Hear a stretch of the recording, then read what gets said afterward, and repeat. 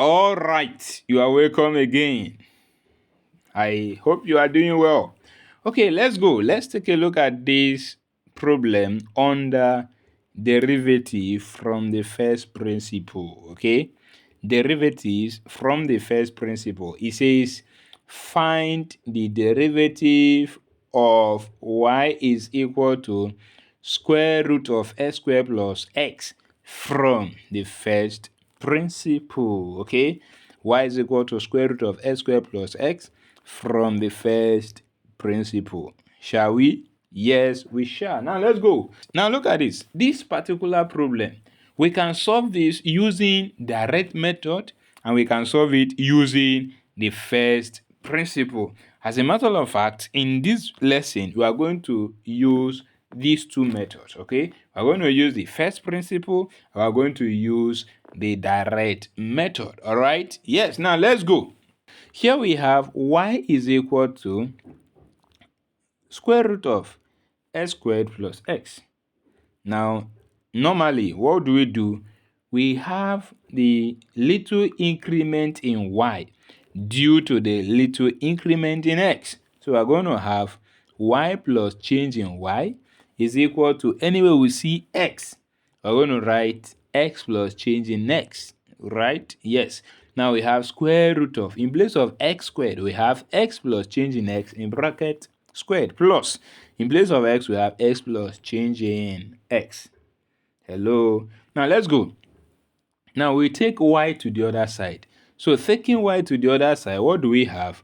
We see that change in y is equal to square root of x plus change in x in bracket squared plus x plus change in x minus y. All right? Yes. But you remember that y is square root of x squared plus x, right? Now let's replace it. That means we are going to have change in y is equal to square root of x plus change in x in bracket square plus x plus change in x minus square root of x squared plus x, right? Yes. Now look at this guy. Here that we said x plus change in x in bracket squared. Let's open it. Let's clear the squared. Now, for us to clear the squared, we are going to open the bracket in two places. So that means we are going to have x plus change in x times x plus change in x, right? Good. Now let's multiply these two brackets together. That means we are going to have x times x plus x times change in x plus change in x times x plus change in x times change in x, right? Now when we open the bracket, we are going to have change in y is equal to square root of x squared plus x change in x plus x change in x plus change in x squared plus x plus change in x, then minus square root of x squared plus x. Hello. Now let's go. Now here we have x change in x plus x change in x. So we'll add it together, it will give us 2x change in x, right? Good. Now let's go. Here we divide both sides by change in x. So divided both sides by change in x, we have this, right? Good. Now let's go further. So what do we do next? So from here, we want to simplify this. Simplifying this, we multiply the right hand side by the conjugate of the numerator. Hello. We multiply the right hand side by the conjugate of the numerator all over the same thing. All right. So look at what I'm trying to say. Now, look at what we're going to have. We're going to have the y, change in y all over change in x is equal to square root of x squared plus 2x change in x plus change in x squared plus x plus change in x minus square root of x squared plus x. Now, we have two roots here, and the sign in between these two roots is negative. So if you want to write the conjugate of this numerator, we're going to change the sign from negative to positive. It gives off the conjugate, right? Now we say times the conjugate all over the same conjugate. Now, this conjugate all over the conjugate is equal to 1. So 1 multiplied by anything is still the same thing, right? Good. Now let's go. We multiply the numerator together. Now, look at what we do. If you are very familiar with our operations, this long root multiplied by the second root, what it's going to have is going to remove the what? The square root, and you simply have the content, right? And now when you have this long root multiplied by the short root, which is the square root of x squared plus x, it's going to give you a positive. And now when you try it again, you are going to have negative. So when you simplify the numerator, multiply the numerator, you are simply going to have x squared plus 2x change in x plus change in x squared plus x plus change in x minus x squared plus x. So this is what we're going to have in the numerator when you multiply it. Please, I want you to try it, okay? Good. Now, all over the denominator, we're going to have change in x, open bracket, square root of x squared plus 2x change in x plus change in x squared plus x plus change in x plus square root of x squared plus x. Hello. Yes, now let's go. Now, in our numerator, if you open this bracket, when you open the bracket, we are going to have minus x squared minus x. So we have positive x squared and we have positive x. And now we are having minus x squared and minus x. So these two, they are going to cancel out anywhere they appears, right? So after that, we are going to have change in y all over change in x is equal to, we have 2x change in x plus change in x squared plus change in x. Hello. Then all over, we have the denominator, right? Good. From our numerator, we can see that there is change in x, change in x, change in x. Let's factor out change in x. So when we factor out change in x, we are going to have in the numerator 2x plus change in x plus 1. Right? Good. Now look at it. We have change in y all over change in x is equal to change in x, open bracket, 2x plus change in x plus 1 all over change in x, open bracket, square root of x squared plus 2x change in x plus change in x squared plus x plus change in x plus square root of x squared plus x, right? Good. Now, you can see change in x in the numerator and change in x in a denominator. They can cancel out, right? So when they cancel out, we have dy, change in y all over change in x is equal to 2x plus change in x plus 1 all over, we have the denominator, right? Good. Taking the limit as change in x approaches 0. Taking the what? Taking the limit as change in x approaches 0. What do we have? We have dy all over the x is equal to limit as change in x approaches 0.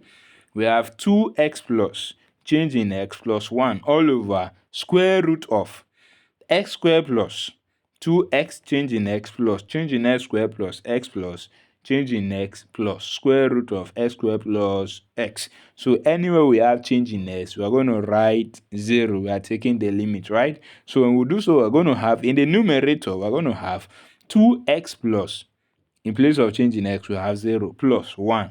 Now in the denominator, we have square root of x squared plus, we have 2x change in x, in place of change in x, we have 0 plus, we have change in x squared, we are going to write 0 plus x plus change in x, we have 0 plus square root of x squared plus x.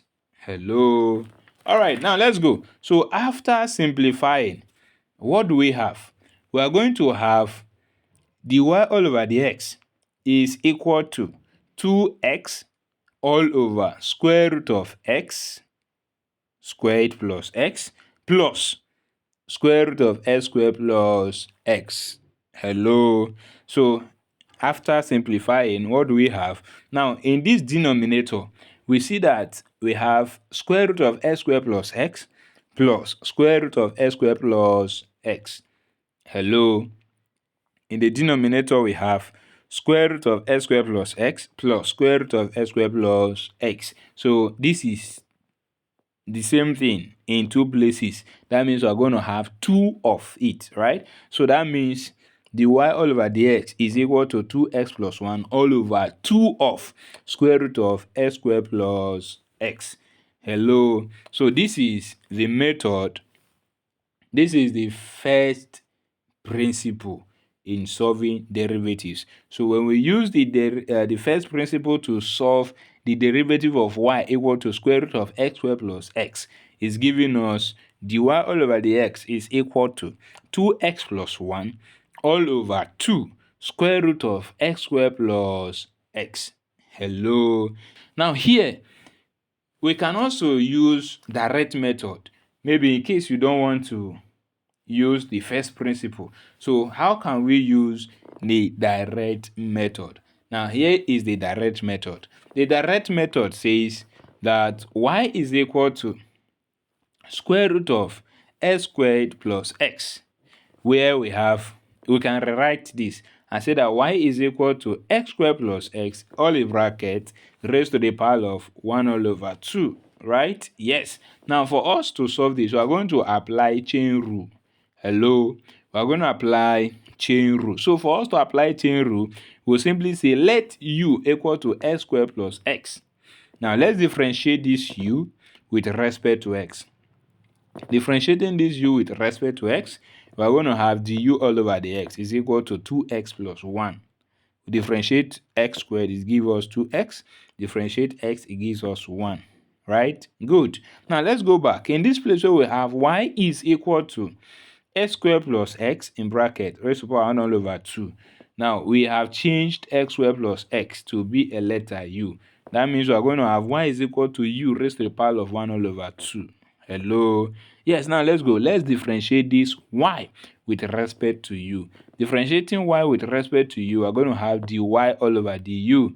Now, differentiate this guy. 1 all over 2 we come down. We have 1 all over 2 multiplied by u raised to the power of 1 all over 2 minus 1. So in this exponent, or this power where we have 1 all over 2 minus 1, when you simplify, we're going to have minus 1 all over 2.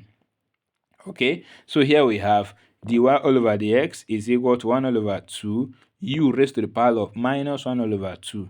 Now, this minus 1 all over 2 can be written as 1 all over u raised to the power of 1 all over 2, right?